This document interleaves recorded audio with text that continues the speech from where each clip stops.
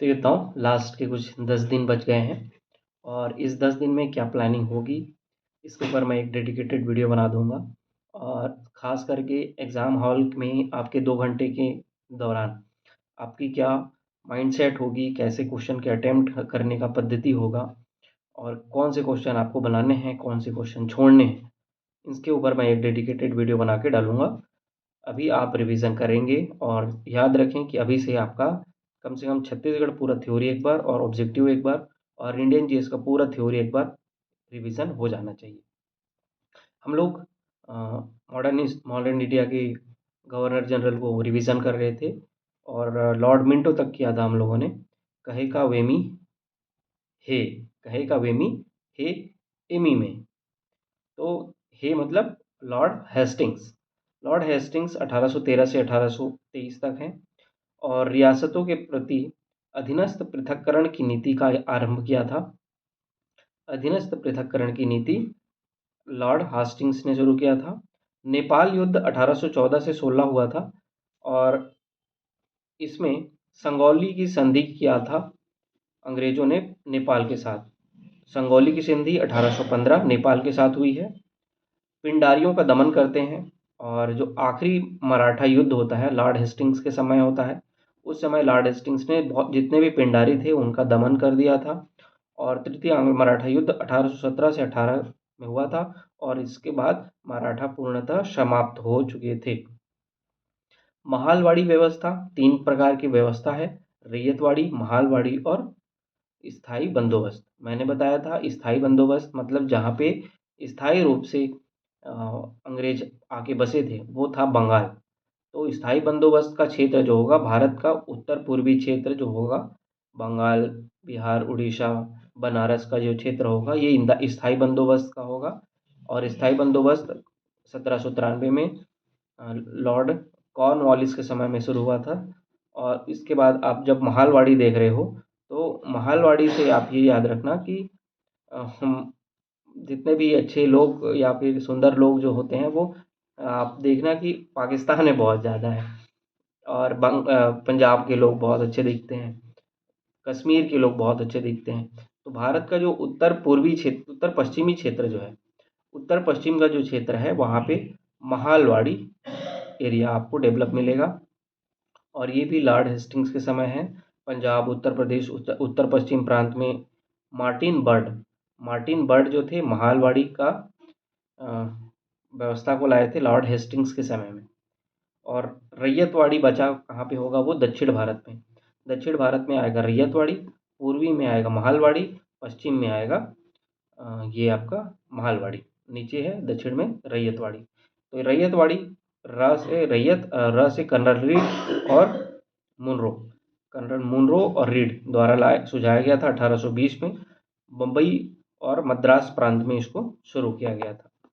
ये Lord Hastings के बाद था। लॉर्ड एडम्स आप आएंगे। लॉर्ड एडम्स के 1823 के काम में एक ही चीज़ याद रखना, एडम्स मतलब इसने क्या किया था, प्रेस पर प्रतिबंध लगाया था। इसके समय की प्रमुख घटना थी कि इसने प्रेस पर प्रतिबंध लगा दिया था। और इसके बाद है लॉर्ड एमहर्स्ट। एमहर्स्ट के बारे में कहा जाता है इनको earl of Arakan. Earl of Arakan कहा गया है क्यों? अराकान पर्वत है कहाँ पे? बर्मा में। और प्रथम बर्मा युद्ध 1824 से 26 में लड़ा गया था और बर्मा को परास्त कर अंग्रेजों की विजय हुई थी। इसी के बाद से लॉर्ड एमहर्स्ट को 1824-26 जो बर्मा का युद्ध हुआ था, जिसके बाद यांडबू की संधि हुई थी। ट्रीटी ऑफ यांडबू 1826 में हुई थी, ये याद रखेंगे आप। उसके बाद लॉर्ड विलियम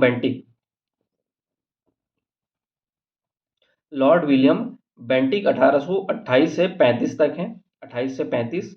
और इसी के समय में बंगाल के गवर्नर जनरल को भारत का गवर्नर जनरल कहा जाने लग गया और भारत के प्रथम गवर्नर जनरल बनने का भी सौभाग्य इनको लॉर्ड विलियम बेंटिक को मिला। 28 से 35 तक रहे। 28 से 35 तक में आप देखोगे कि इस समय ये भारतीयों को उच्च पदों पर नियुक्ति के लिए अनुशंसा करते हैं और किए भी थे। तो लॉर्ड विलियम बेंटिक को आप ये मान सकते हो कि इंडियन को ये पसंद करते थे, इंडियन फेवर में काम किया इन्होंने और ऊंचे पदों पर भी इंडियंस की नियुक्ति किया। इन्हीं की समय में मैकाले की अध्यक्षता में एक विधि आयोग का गठन किया गया। विधि आयोग का गठन किसके अध्यक्षता में किया गया? एक बार केबीसी में पूछा भी गया था, तो वो थे मैकाले। और सती प्रथा पर प्रतिबंध कब लगा था? 1829। उस समय भी कौन गवर्नर थे? तो ये बेंटिक ही थे। बाल वध पर प्रतिबंध मैंने बताया था, 1833 का जो एक्ट आया था उसमें ये उल्लेख किया गया था बाल वध का प्रतिबंध, तो वो भी आप देखो। ठगी का दमन एक ऑब्जेक्टिव पूछता है, ठगी का दमन किसने किया था? तो कर्नल सलीमन। ठगी का दमन कर्नल सलीमन के द्वारा किया गया था, और कौन से समय में था? लॉर्ड विलियम बेंटिक के समय में।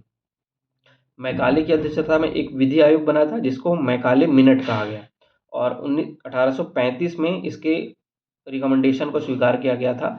एकदम स्पेसिफिक याद रखना, मैकाले मिनट 1835 में इसने अपना अनुशंसा दिया और उसको स्वीकार भी किया गया। और मैकाले मिनट के बाद भारत में अंग्रेजी शिक्षा का माध्यम क्या हो गया? अंग्रेजी हो गया।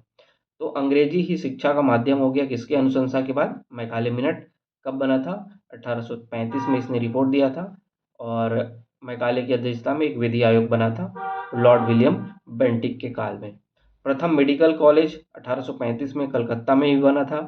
प्रसिद्ध जो ग्रैंड ट्रंक रोड बोला जाता है कलकत्ता से पेशावर तक, बम्बई से आगरा तक, उसका निर्माण भी इन्हीं के समय में किया गया था।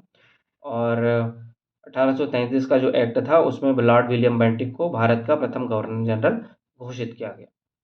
ये लॉर्ड विलियम बेंटिक है। उसके बाद चार्ल्स मैटकॉफ है। मैटकॉफ के बारे में बोला जाता है, इनका एक ही शब्द बोला जाता है, मैटकॉफ का नाम आता है तो भारतीय प्रेस का मुक्तिदाता। भारतीय प्रेस का मुक्तिदाता कहा गया है चार्ल्स मैटकॉफ को। और इनके समय की महत्वपूर्ण घटना है, प्रेस संबंधी प्रतिबंधों को हटाया गया, इसीलिए इनको भारतीय प्रेस का मुक्तिदाता कहा गया। मैटकॉफ के बाद है ऑकलैंड। ऑकलैंड के बारे में 36 से 42 तक रहे ये, और आधुनिक डाक प्रणाली के सूत्रपात कहे जाते हैं। लॉर्ड ऑकलैंड के लिए दो ही चीज़ याद रखना। लॉर्ड ऑकलैंड बोलते हैं कि फिल्ट्रेशन थ्योरी ऑफ एजुकेशन, मतलब शिक्षा के अधोगामी निस्यंदन सिद्धांत को इन्होंने अपनाया था।